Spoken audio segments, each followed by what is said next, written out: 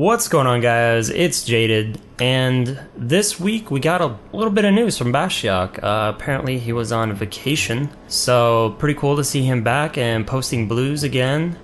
So first question comes from a guy. He's asking if we're gonna have to hold down Alt, and how the items are gonna appear when we hold down Alt, or if it's gonna work the same.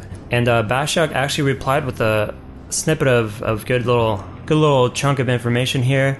He says that the default actually changed, and as it is right now, items will show up for 10 seconds and then they'll slowly fade away as they're dropped. So item gets dropped, shows up for 10 seconds on your screen, and then it fades out. So then after that you can hit Alt again and it'll pop up again for another 10 seconds.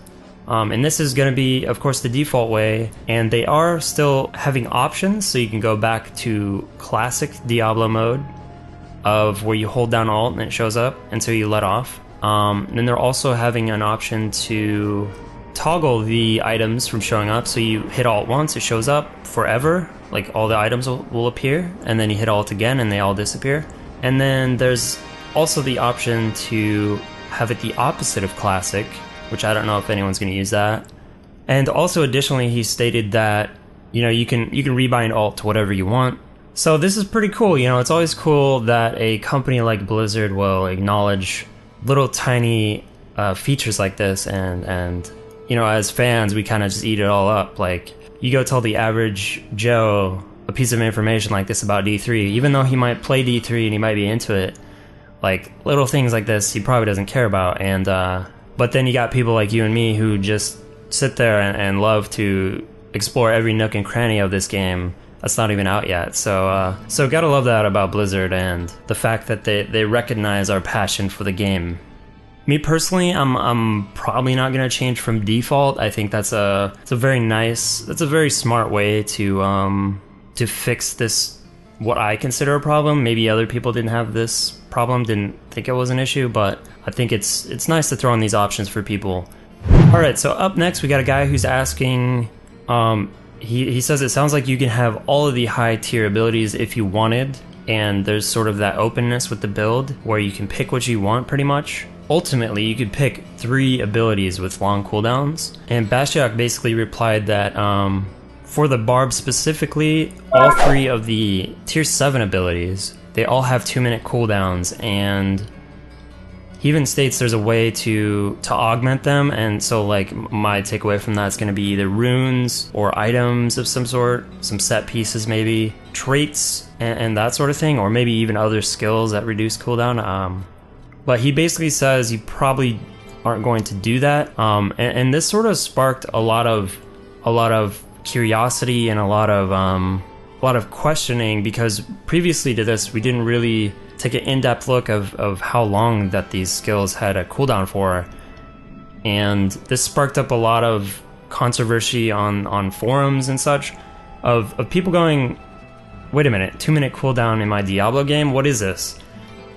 And while at first it kind of seems out of the ordinary, you know, Diablo 2 had nothing of the sort, it sort of makes sense with the way they're taking the game.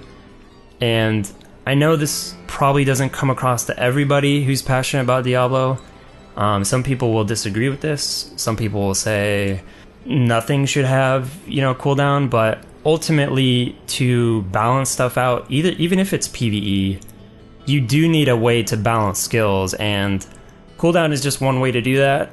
You know, a lot of people were saying, like, nerf the damage or nerf the ability and make it not as long of a cooldown. But ultimately, guys, I mean, if you think about it, one of the Barb's abilities is Call of the Ancients, where it summons the 3 Barbs that you fought in Diablo 2, you know, the Barbs from the Ancient Quest.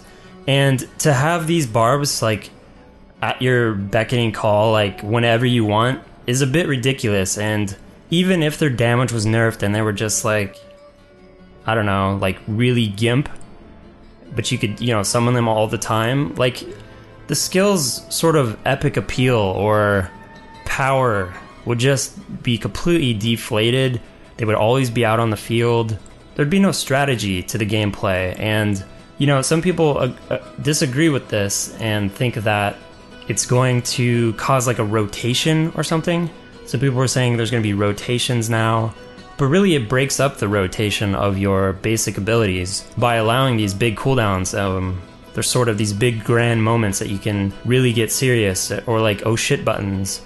So first off, without the ability to use your escape skills constantly, such as teleport or, you know, whatever your class has, each class gets one, and without the ability to TP whenever during battle, you do need oh shit buttons. You know, you do need the ability to save these powerful abilities and use them wisely, you know?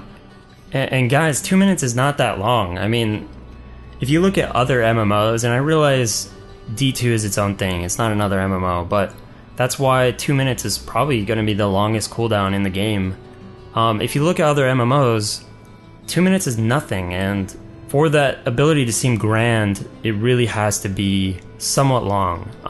And that's not to say that every class's end tier abilities are going to be 2 minutes. He's just using the barbs as an example, and it's still in beta. These could all, you know, change, and like he said, you can augment the skills in some way within the game to shorten the cooldown. So with all this talk about cooldowns, I wanted to bring up teleport, the skill from D2. Some people think that the skill was just fine and it didn't need to be changed, but in my opinion, teleport was probably the most broken skill in the game. It caused for really stale gameplay, and they're changing that for D3, the skill specifically for wizards. So my hope for their changes are going to be, one, it gets a short cooldown. I believe it was 10 seconds or something like that in one of the old builds of the game. And this could be different for PvE and PvP, but, you know, it does need a cooldown in PvE. Otherwise, you know, if you look at D2, at some point Blizzard even realized, hey, this skill is so overpowered, let's put it on a piece of armor so that everybody can do it, because it really was a sort of end-all way to travel around the world. And for the simple reason that you could teleport behind line of sight, so you could teleport behind walls, you could teleport into dark areas that you hadn't explored yet. It really made the other classes feel useless when it came to this. Like, how many times, you know, early on in the game, before everybody got all decked out in the high end, you know, you would just have your Sork buddy just go around and find, like, the maggot lair or whatever, you know, wherever you needed to go, because he'd just be that much quicker at doing it, and it's almost useless to even spend time doing it. But yeah, the skill to me was just so broken, and I'm glad that they're finally adding cooldowns to skills, and this way we just get, like, much more depth into the game, rather than making it a sort of spam fest of one skill. So that's my personal opinion on that. I know there's going to be people that don't agree, but as far as I'm concerned, it's at least a step in the right direction. You know, none of us have played this game yet. You know, it's not in any of our hands. The beta's not out yet, so we can't really comment on if these things work or not. And until we really get the game in our hands and get to experiment and try new things with classes and different builds, we can't say if something's broken or not. So we kind of have to take Blizzard's word for everything right now, and it's kind of the downside. But for the most part, everything that they've announced with the game just really feels well thought out, and every aspect of the game is looking like so polished, even down to little things like the way items are displayed. So it's got me pretty excited for hopefully getting an announcement on the beta soon and getting to check that out. Even if I'm not one that gets in, I still want to see, you know, other people playing it. So, but that's gonna do it for me, guys. Thanks for listening to my bi-weekly rants. But yeah, I'll see you guys next episode. I'm out. See ya.